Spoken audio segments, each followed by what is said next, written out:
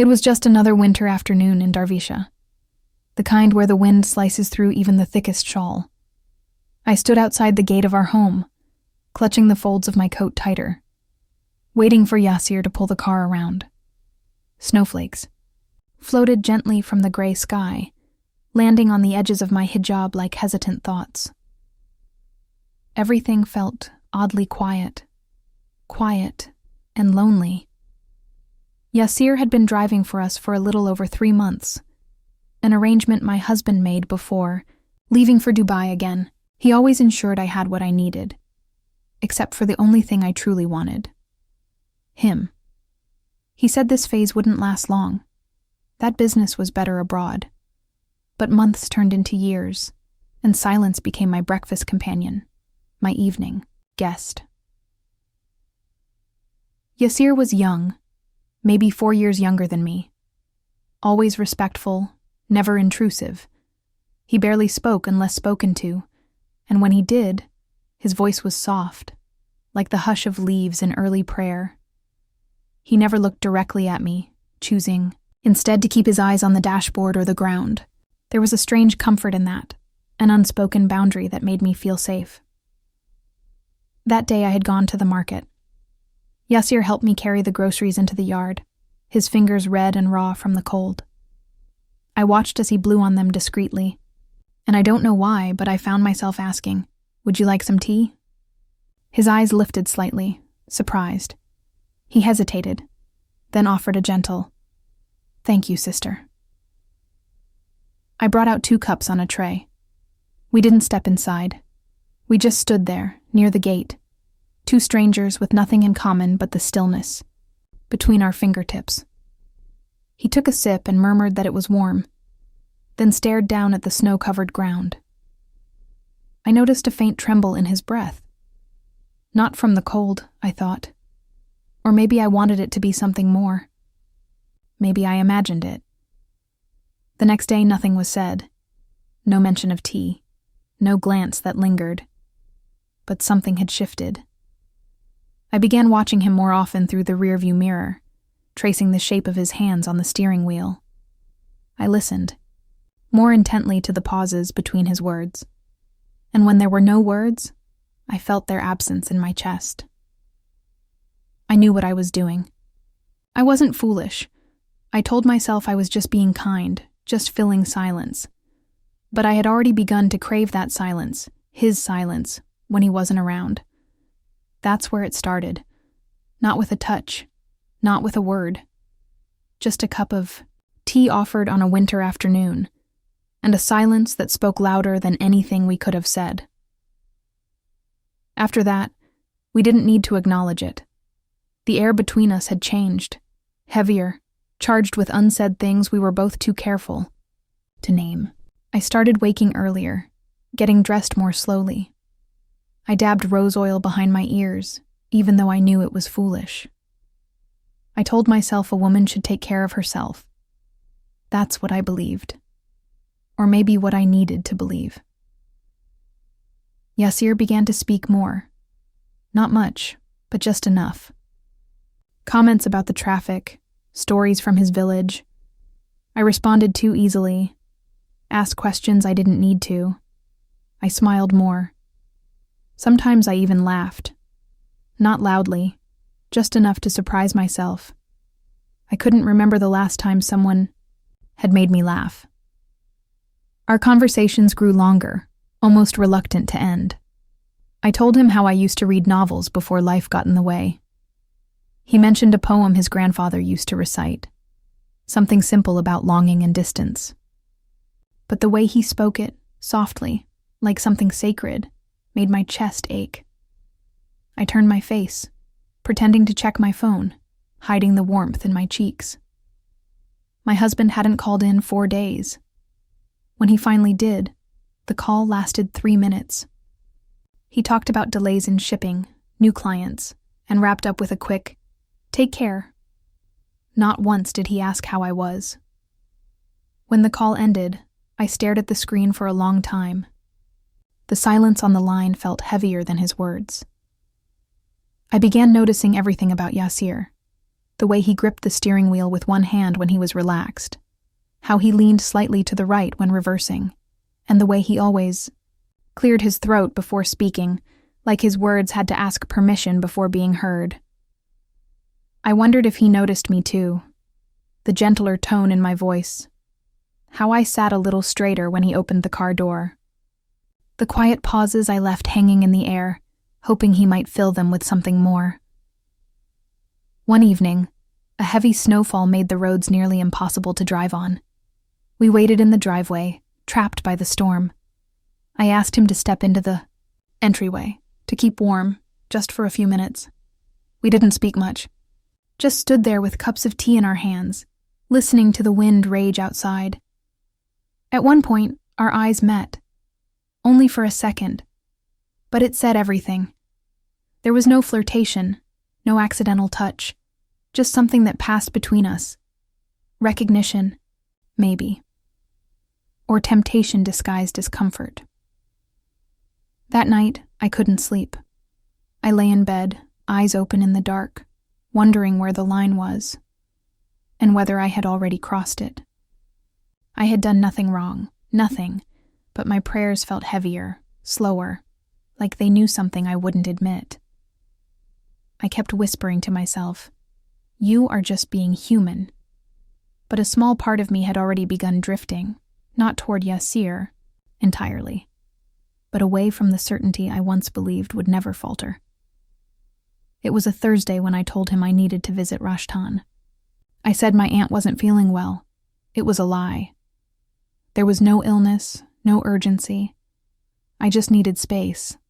I needed time with him that wasn't squeezed between errands and groceries. Something in me was aching for a moment outside the lines.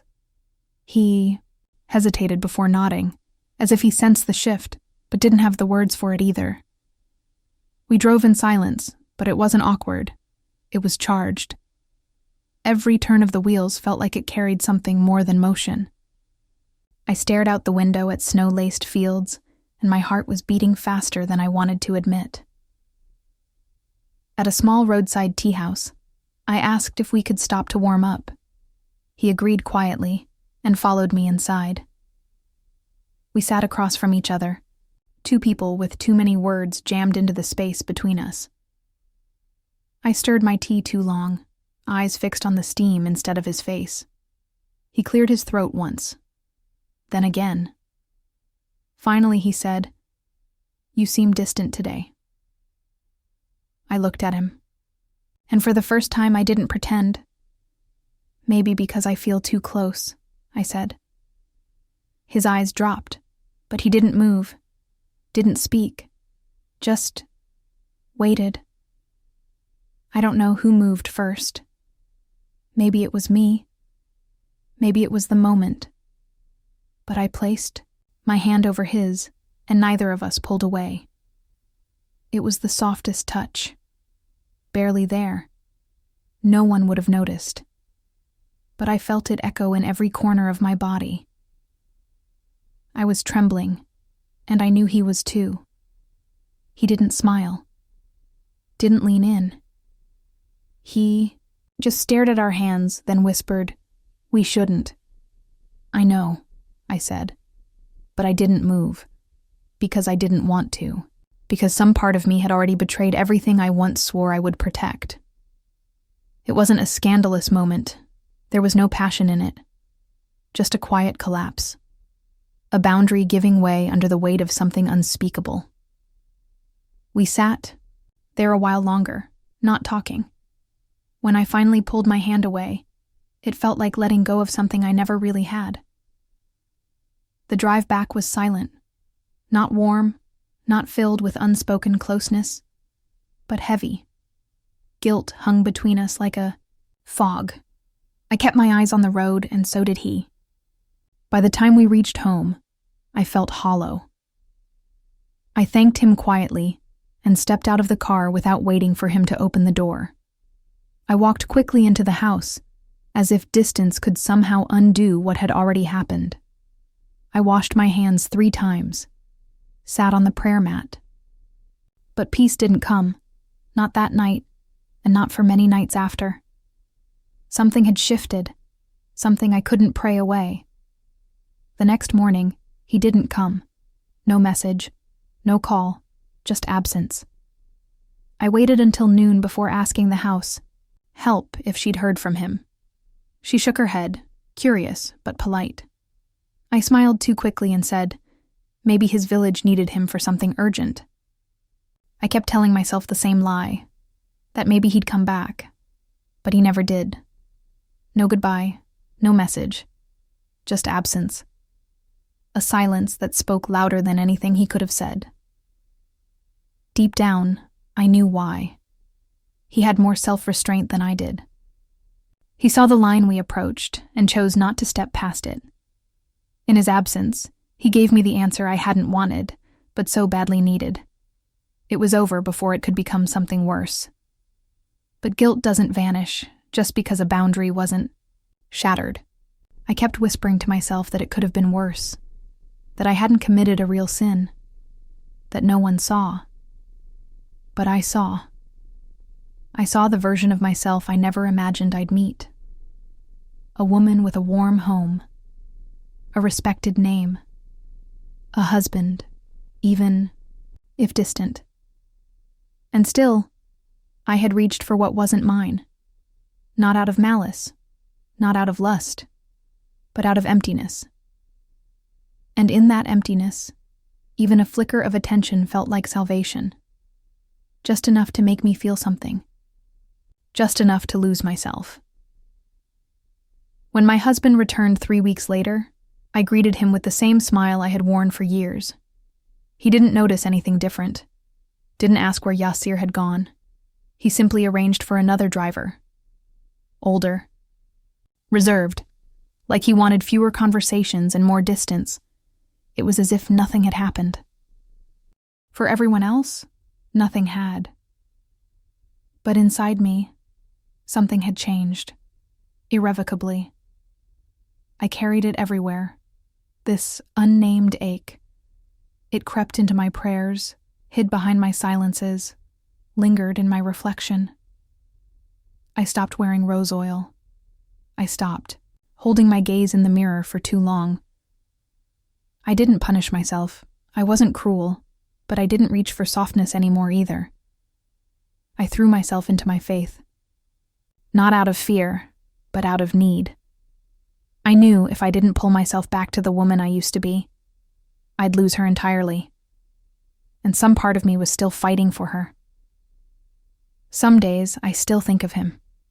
Not with longing, not with regret, but with something softer, like the way you remember a shadow, faint and unreachable. A presence that came quietly, unsettled everything, and disappeared just as silently. I never saw him again. I never searched. He became less of a person, and more of a lesson, etched not in the world around me, but inside. A story that no one else would ever know. A moment that lived only between a woman behind a gate and the man who stood outside it. Years from now, no one will guess what happened. They'll see me and think they know my life. But I'll remember. Not because of love. Not even because of guilt. I'll remember because I now know what it means to guard your heart and what it costs when you don't. Tell us in the comments, do you believe in second chances at love? Like if the story moved you. Subscribe for more stories that linger long after the last word.